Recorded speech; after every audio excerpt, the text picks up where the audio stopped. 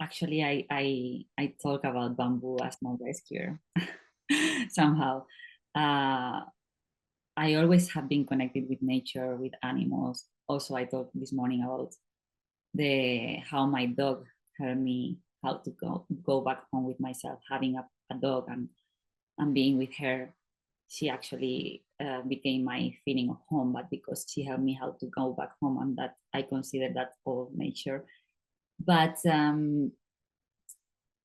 I always had a passion for nature and for sustainability, and even if I am still promoting it in the sector, etc., it's more about the magic of nature, and the wisdom. That was actually the connection with anthropology is what brought me to architecture, is what brought me to the humanitarian sector, is what made me the part of connecting with people in the field and helping them connect with their nature, with the context, with their materials. That was what really ignited me every time. And that for me is connecting with nature. It's reconnection with nature, reconnection with your spaces, and then reconnection with yourself. So how your body feels in a specific environment, how your body feels with these materials, and when you reconnect with, I strongly believe that when you reconnect, this can help you to reconnect with yourself. I use this when in the architecture, in the humanitarian sector, and I never knew how outside of the sector how I could focus on that piece of that for me is transformational.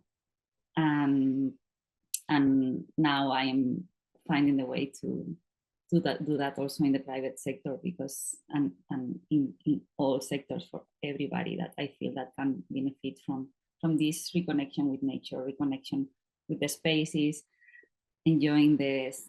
I am really finding the way to connect all the dots, and nature is the center, but it's with all the dots, and facilitating processes with people, connecting with their spaces, with nature, how do you feel, etc., through meditations, through teaching, just teaching as well, which is something that I feel that as that was the educational part of in our sector. It was one of the things that I mostly enjoyed, and it always come back to the same, to reconnection with nature, but as a tool to reconnect with yourself, which in my opinion, if we manage to get that connection, then we will promote respect in general to everything, to nature, to people, to animals, and that's what actually brings harmony.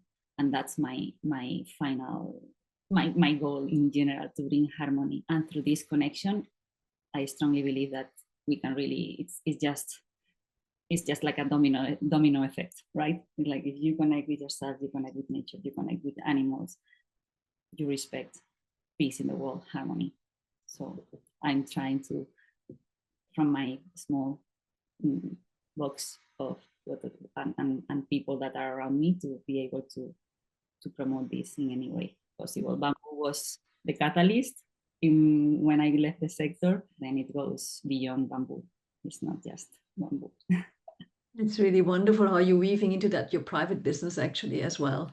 Yeah. If anybody's interested, you're doing some of those wonderful sustainable development projects. Private. And now also putting in place wellness and how do you, and people are more open to that. And it's not just, I'm not interested in clients that come to me just because of the aesthetic. It's more because I see that they are really following my philosophy, and that they really, I kind of, I offer them discovery of and reconnection, and enjoy this passion. Is just transferring this passion. That's and even if it is not, it doesn't really need to be a space in a rural area. It can be a urban settlement. And how do you bring this harmony inside, with the materials, but also with the space, energetics, feng shui.